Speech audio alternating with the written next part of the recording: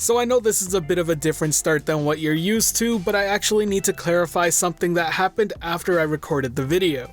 It turns out Activision Blizzard has pulled support for GeForce Now and will no longer allow its games on the service.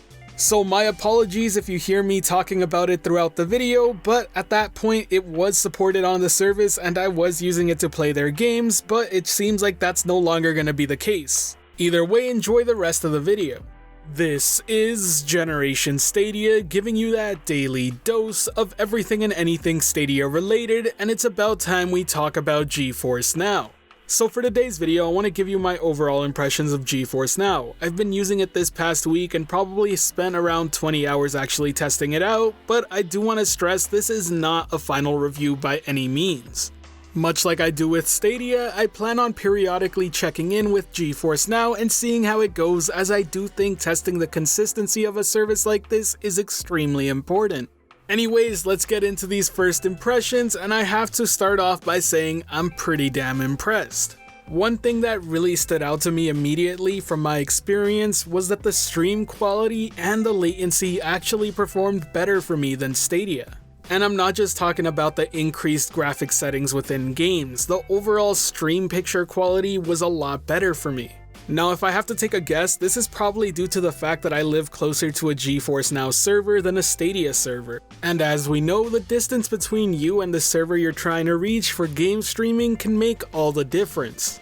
This would explain why so many people have different experiences when using a service like Stadia or GeForce Now. What may work for some won't work as well for others, and that's okay because this is the early days of game streaming and infrastructures are still being built. Now, I don't want to make this a video about GeForce Now versus Stadia. I'll do that later down the road, and I've already touched on the subject a bit in the past. That being said, there is one more comparison I need to make because it's pretty important, and that's the overall power of these servers. At this point in time, the same game running on both platforms looks a lot better on GeForce Now. This is because the games run at higher settings. After all, the GeForce Now servers are equipped with a GPU comparable to a 2080. This means pretty much every game supported can run max settings and support 1080p 60fps gameplay. Not to mention, any game that allows you to do super sampling gets a nice visual boost from that power too. So does that make Nvidia servers definitively better than Stadia's? Well, I wouldn't be so fast to draw to that conclusion. In fact, we'll talk about that a bit later in this video. But for now, let's focus on the other major benefit that GeForce Now has going for it. And that's the fact that if you already have a PC game library across Steam, Battle.net, Uplay, or the Epic Game Store, you can use those games on the service as you already own them. There's no need to repurchase them again, and if you have a local PC, you can still download them onto your account and play them locally. This just gives you the added benefit of being able to play them through the cloud. This makes GeForce Now the perfect companion for you if you already have a gaming PC but want some more options on how to play. This also acts as a safety net if the service were ever to shut down, because even if that happens, you would still own the games on their respective storefronts. Now, so far we've been focusing on the good of GeForce Now, but it's not all perfect. In fact, let's start talking about some of its faults. First up is the fact that you're tied to a session length even if you're a paying member. 6 hours may seem like enough for most people, but there are specific scenarios where that will get in the way.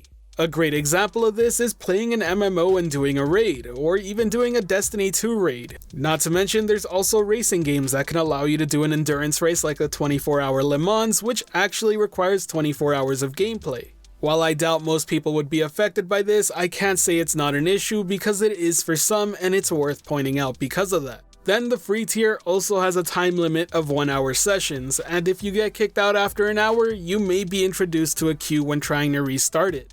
And yes, in case you're wondering, even paid members can be put into a queue as they guarantee you priority access, not guaranteed instant access.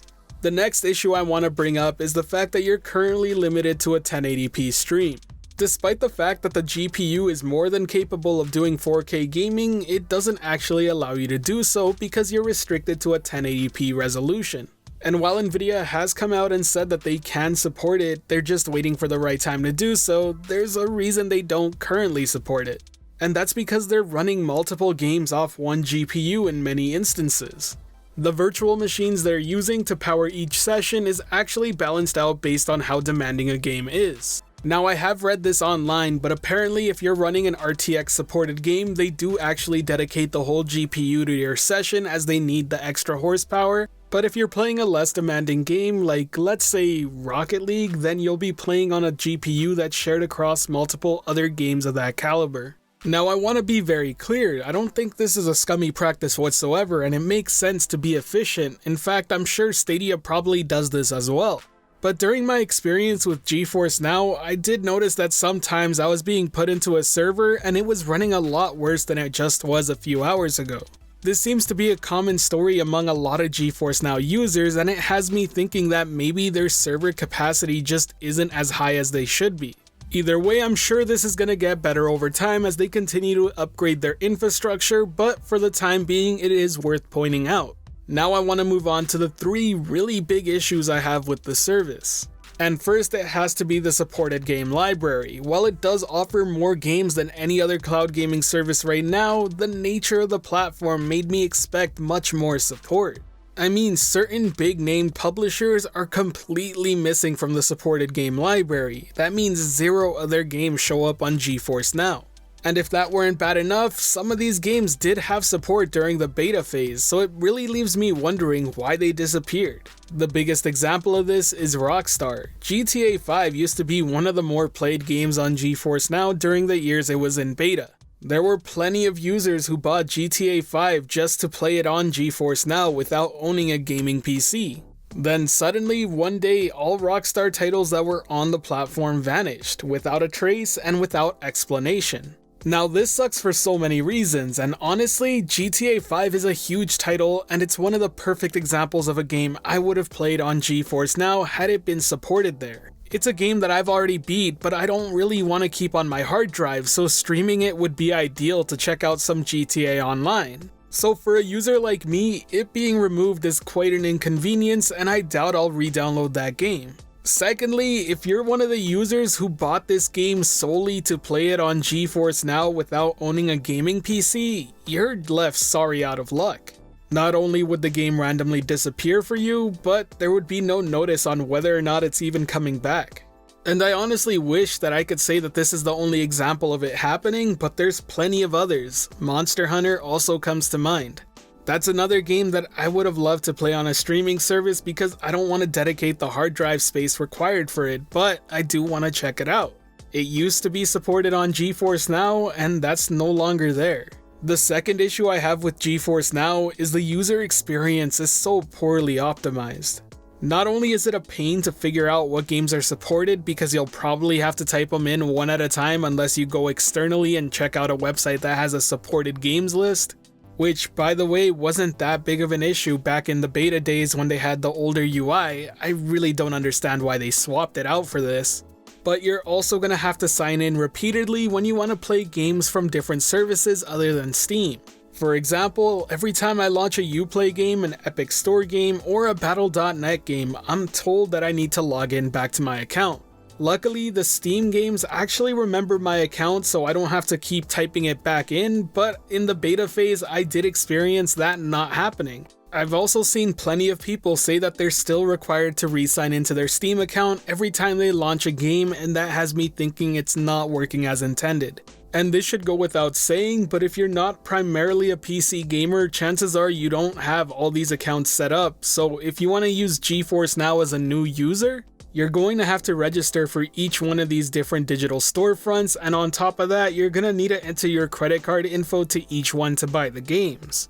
As someone who owns plenty of games and has used all these storefronts in the past, GeForce Now provides excellent value to me. But for a new user who doesn't have a gaming PC or any catalog of games to fall back on, then this really isn't as appealing as you may think. And that brings us to point number 3. If you want a game on a TV, you can download the GeForce Now app to pretty much any Android TV supported device. But if you've been playing on an Android TV, you know the experience is much less smoother than you'd like to imagine it being. I mean, if you launch into a game and it's requiring you to type in your password, then you're gonna need to plug in a mouse and keyboard just to do this.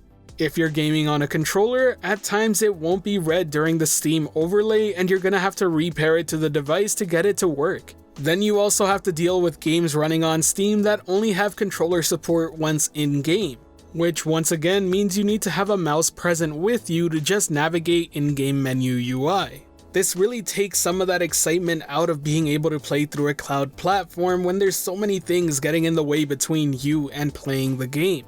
Now the last thing I want to talk about is absolutely my biggest gripe when it comes to using GeForce Now. And that's dealing with the fact that you have to download games repeatedly. Now, I need to clarify, when talking about Steam games, this is almost a non-issue. Those games download in a matter of seconds. But when playing a game through Uplay, Epic Game Store, or Battle.net, you're gonna have to deal with a download time that is way too long. Before being able to play Modern Warfare, I legitimately had to sit there and wait 15 minutes for the game to fully download. Wanted to play it the next day, and guess what? I had to wait for it to download yet again. This would also apply for the newest update the game just got, and that was a 68GB update. This seriously takes out any of the convenience factor that you would get from playing on any other cloud gaming service. Be it Stadia, xCloud, or PlayStation Now, none of them will give you this trouble. Not to mention, in a certain sense, it's even worse than playing locally, because at least when you have to download a game to your local hard drive, you won't have to be doing it repeatedly. Whatever they have going on with Steam right now, it needs to be brought over to the rest of the storefronts.